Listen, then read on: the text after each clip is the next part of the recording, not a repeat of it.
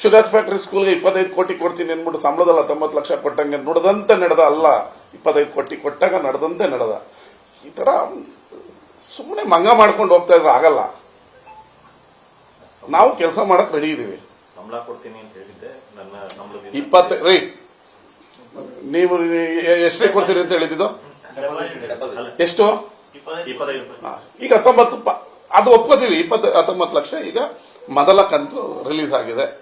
ನಾವೇನು ನಾಳೆ ಅವರು ಹೇಳಿದಾರೆ ಈಗ ಹಂತವಾಗಿ ರಿಲೀಸ್ ಮಾಡ್ತೀನಿ ಅಂತ.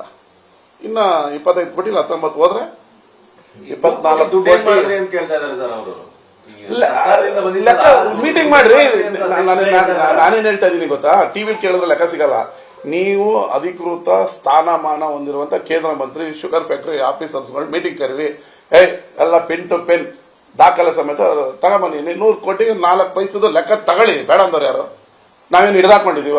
ಚೆಕ್ ಮಾಡಬೇಡ ಅಂದಿದೀವ ಸರ್. ಈಗ ಅವರೇ ಹೇಳ್ತಾ ಇರೋದು BGS ಸುಪರ್ದಿಗೆ ಆ ಸ್ಕೂಲ್ನ ವಹಿಸಬೇಕು ಅನ್ನೋ ನಿಟ್ಟಿನಲ್ಲಿ ಸ್ವಾಮೀಜಿ ಜೊತೆ ಮಾತನಾಡ್ತಾ ಇದ್ದೀನಿ ಅಂತ ಕುಮಾರಸ್ವಾಮಿ ಅವರು ಹೇಳ್ತಿದ್ದಾರೆ. ಏನೋ ಒಂದು ಮಾಡ್ಲಿ. ಫ್ರೀ ಮಾಡ್ತಾರಲ್ವಾ ಸ್ವಾಮೀಜಿ, ಮಾಡ್ಲಿ. ಸ್ಕೂಲ್ ಫ್ರೀಯಾಗಿ ನಮ್ದು ಮಠ ಅದು ಮಾಡ್ಲಿ, ಅದರ ಮಾಡ್ಲಿ. ಅಂದ್ರೆ 25 ಕೊಡಲ್ಲ ಅಂತ ಆಯ್ತು. 19 ಮೈನಸ್ ಆದ್ರೆ ಮಿಕ್ಕಿದ್ ಕೊಡಲ್ಲ ಅಂತ ಆಯ್ತು. ಮಾಡ್ಲಿ.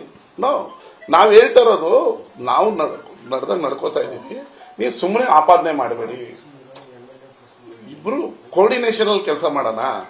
ಆಯ್ತು, ನಮ್ದೇ ತಪ್ಪಾಗಿದ್ರೆ ಕರೀರಿ, ಕಿವಿನ್ರಿ. ಅವ್ರು ಮಾಜಿ ಮುಖ್ಯಮಂತ್ರಿಗಳು. ಅದನ್ನ ಬಿಟ್ಟು ಬರೀ ಬೈಯದೇ ಆದ್ರೆ ಹೆಂಗೆ? ಜಾಗ ಕೊಡ್ತಲ್ಲ, ಕೊಡಕ್ ರೆಡಿ ಇದೀವಿ. ನಾನು 100 ಎಕರೆ ಕೊಡ್ತೀನಿ. ನಾನು ಎಲ್ಲೆಲ್ಲಿ ಅಂತ ಹೇಳಿದೆ, ಬಸರಾಳು ಮಂಡ್ಯ ಸಿಟಿ ಅಕ್ಕಪಕ್ಕದಲ್ಲೇ ಕೊಡ್ತೀನಿ ಅಂತ ಕೇಳಿದ್ರ, ಎಲ್ಲಿ ಕೊಡ್ತೀಯಪ್ಪ, ಎಲ್ಲಿದೆಯಪ್ಪ ಜಾಗ, ಏನು? ಎಲ್ಲದಕ್ಕೂ ಒಂದೊಂದು ಸಣ್ಣ ಸಣ್ಣ ತೊಡಕಿರ್ತದ್ರಿ ಕಾನೂನಾತ್ಮಕ. ಬಗೆಹರಿಸೋಣ. ಅದಕ್ಕೆ ತಾನೇ ನಮ್ಮನ್ನ ಜನ ಆಯ್ಕೆ ಮಾಡಿರೋದು. ಯಾವ್ದು ಆಟ್ ಕೇಕ್ ತರ ಇಲ್ಲ. ಬಗೆಹರಿಸೋಣ. ಅಂದ್ರೆ ಖಾಸಗಿ ಶಿಕ್ಷಣ ಸಂಸ್ಥೆ ಕೊಡಬೇಕು ಅಂತ ತೀರ್ಮಾನ ಆಗ್ತಾ ಇತ್ತು.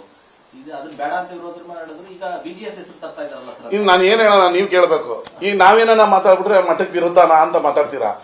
ಅವರೇ ಮಾತಾಡ್ಲಿ. ಈಗ ನಿಮಗೆ ಡಬಲ್ ಸ್ಟ್ಯಾಂಡರ್ಡ್ ಎಲ್ಲ ಅರ್ಥ ಆಗ್ತಾ ಇದೆ. ಈಗ ಇದನ್ನ ಈಗ ಏನಾಗ್ತದೆ, ನಾನು ಏನೇ ಮಾತಾಡಿದ್ರು ದೊಡ್ಡವ್ರ ಮಾತು ಮಾತ್ರ ಜನಕ್ಕೆ ಕಿವಿಗೆ ಇಂಪಾಕ್ಟ್ ಕೇಳುತ್ತೆ. ನಾವ್ ಹೇಳೋದು ನಾವು ಕೂಗ್ಬೇಕು.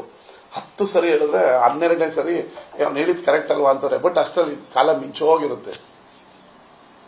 ನಾವು ಅದೇ ತಾನೇ ಸಿಬಿ ಅಂದಿದ್ರೆ ಅದೇ ತಾನೇ ನಾವು ಅಲ್ಲಿ ಶಿಕ್ಷಣ ನಡ್ಸಕ್ ಆಗ್ತಾ ಇಲ್ಲ. ಟೆಂಡರ್ ಕರಿಯೋಣ. ನೀವು ಹಂಗೆ ಕೊಡೋಣ ಅಂತ ಇದ್ರ ಟೆಂಡರ್ ಕರಿಯೋಣ. ಯಾರು ಪಾರ್ಟಿಸಿಪೇಟ್ ಮಾಡ್ತಾರೋ ಮಾಡ್ಲಿ. ಜಾಗ ಯಾವ್ದು ಟ್ರಾನ್ಸ್ಫರ್ ಮಾಡಲ್ಲ, ಅವ್ನು ನಡೆಸ್ತಾನೆ. ಇಷ್ಟು ವರ್ಷ ಆದ್ಮೇಲೆ ತಿರುಗಿ ವಾಪಸ್ ಶುಗರ್ ಫ್ಯಾಕ್ಟ್ರಿ ಕೊಡ್ತಾನೆ. ನಮ್ಮ ಮೇಲೆ ಹೊರೆ ಕಡಿಮೆ ಆಗುತ್ತೆ. ನಾವು ಮಾರಾಟ ಮಾಡಲ್ಲ. ಅಲ್ಲೇನು ವಾಣಿಜ್ಯ ಮಳಿಗೆ ಕಟ್ಟಂಗಿಲ್ಲ, ಬಾಡಿಗೆ ತಗೊಳಂಗಿಲ್ಲ. ಸ್ಕೂಲ್ ಸರ್, ಈಗ ಅದನ್ನೇ ಅನುದಾನಿತ ಮಾಡಿ ಸರ್ಕಾರದಿಂದನೇ ಯಾಕೆ ನಡೆಸಬಾರದು? ಅದು ಶುಗರ್ ಫ್ಯಾಕ್ಟರಿಗೆ ಸಂಬಂಧಪಟ್ಟಿದ್ದ ಜಾಗ. ಈಗ ನಾವು ಸರ್ಕಾರಗಳಿಂದ ತುಂಬಾ ನಡೆಸ್ತಾ ಇದೀವಿ. ಜನಕ್ಕೇನಾಗಿದೆ, ಖಾಸಗಿ ಶಾಲೆಯಲ್ಲಿ ನನ್ನ ಮಕ್ಕಳು ಓದಿದ್ರೆ ಖುಷಿ ಅಂತ. ಅವರು ನಾನಲ್ಲ, ನಮ್ಮ ಶುಗರ್ ಫ್ಯಾಕ್ಟರಿ ಅಧ್ಯಕ್ಷರು ಅದಕ್ಕೊಂದು ಸ್ಟ್ರಕ್ಚರ್ ಮಾಡಿ ಟೆಂಡರ್ ಮಾಡಕ್ ಹೋದ್ರು. ಇದು ಬೇಡ ಅಂದ್ರೆ ನಾನೇ ಮೀಟಿಂಗ್ ಮಾಡಿ ಕ್ಯಾನ್ಸಲ್ ಮಾಡಿದ್ದೀನಿ. ಕ್ಯಾನ್ಸಲ್ ಮಾಡಿದಿರಿ. ಅನುದಾನಿತ ವಿದ್ಯಾಸಂಸ್ಥೆ ಮಾಡಿ ಖಾಸಗಿಲೇ ಉಳ್ಕೊಳ್ಳುತ್ತೆ. ನಿಮ್ಮ ಪ್ರಸ್ತಾವನೆ ಅಲ್ಲ, ನಿಮ್ಮ ಪ್ರಸ್ತಾವನೆಯನ್ನು ಪರಿಶೀಲಿಸೋಣ.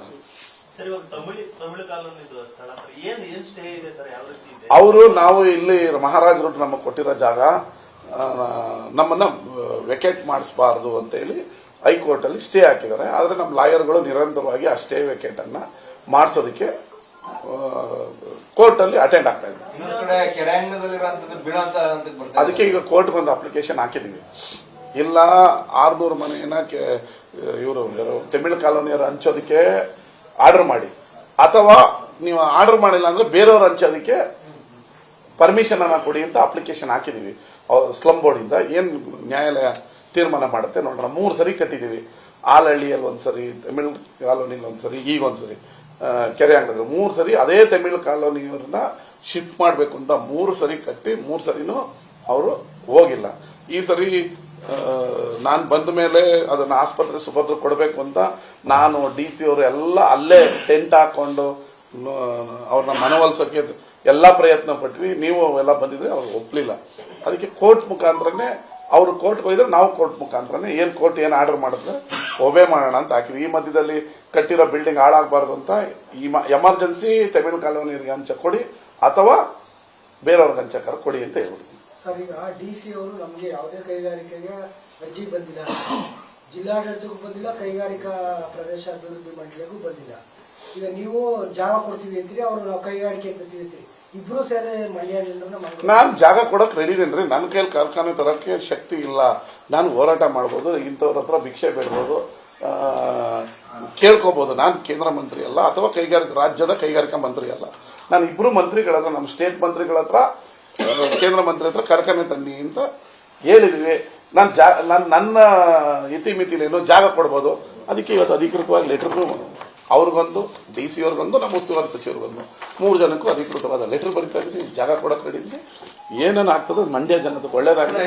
ಪದೇ ಪದೇ ಸರ್ ಕೈಗಾರಿಕೆ ವಿಚಾರವಾಗಿ ಅವ್ರು ಚರ್ಚೆ ಮಾಡ್ತಾರೆ, ರಾಜ್ಯ ಸರ್ಕಾರ ಸಹಕಾರ ಕೊಡ್ತಾ ಇಲ್ಲ ಅಂತ. ಇದು ಮಂಡ್ಯ ಒಂದು ವಿಚಾರ ಅಲ್ಲ, ಎಲ್ಲಾ ವಿಚಾರವಾಗೂ ಅದನ್ನೇ ಹೇಳ್ತಾ ಇದ್ದಾರೆ. ಈ ಅಫಿಷಿಯಲ್ ಆಗಿ ಜಿಲ್ಲಾಧಿಕಾರಿಗಳನ್ನೇ ಕೂರಿಸ್ಕೊಂಡು ನೀವು ಒಂದು ಸಭೆ ಮಾಡಿ ಅದನ್ನ ಅರೆಸ್ಟ್ ಮಾಡಕ್ಕೆ ಆಗಲ್ವಾ ಅಂತ ಅವ್ರು ಎರಡು ನಿಮ್ ಮುಂದೆನೆ ಹೇಳ್ತಾರೆ. ನಿಮ್ಗೊಂದು ಅರ್ಥ ಆಗ್ತಾ ಇದೆ, ಅರ್ಥ ಆಗ್ತಿಲ್ಲ. ಹೇಳ್ಬೇಕಾಗಿದ್ದ ಸ್ಪೀಡಲ್ಲಿ ಹೇಳ್ತಾರೆ, ಹೇಳ್ಬಾರ್ದನ್ನ ನಿಧಾನಕ್ಕೆ ನಿಮ್ ಕೇಳಂಗೆ ಹೇಳ್ತಾರೆ. ನನ್ನ ಖಾತೆ, ಸಬ್ಸಿಡಿ ಕೊಡೋ ಖಾತೆ, ಕೈಗಾರಿಕೆ ಸ್ಥಾಪನೆ ಮಾಡಕ್ ಆಗಲ್ಲ ಅನ್ನೋದನ್ನ ಸ್ಪೀಡಾಗಿ ಹೇಳ್ತಾರೆ. ಅದು ನಿಮ್ ತಲೆ ಒಳಗೆ ರಿಜಿಸ್ಟರ್ ಆಗ್ತಾ ಇಲ್ಲ. ನನ್ನ ಕೈಲಿ ಆಗಲ್ಲ ಅನ್ನೋದನ್ನ ಸ್ಪೀಡಲ್ಲಿ ಹೇಳ್ತಾ ಇದಾರೆ. ನಿಮ್ಗೆ ಅದು ಅರ್ಥ ಆಗ್ತಾ ಇಲ್ಲ.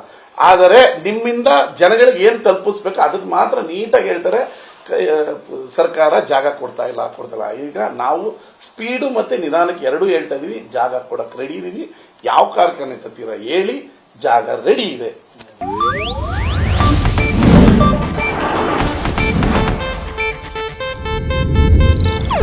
ಇದು ಏಷ್ಯಾನೆಟ್ ನ್ಯೂಸ್ ನೆಟ್ವರ್ಕ್ ಪ್ರಸ್ತುತಿ.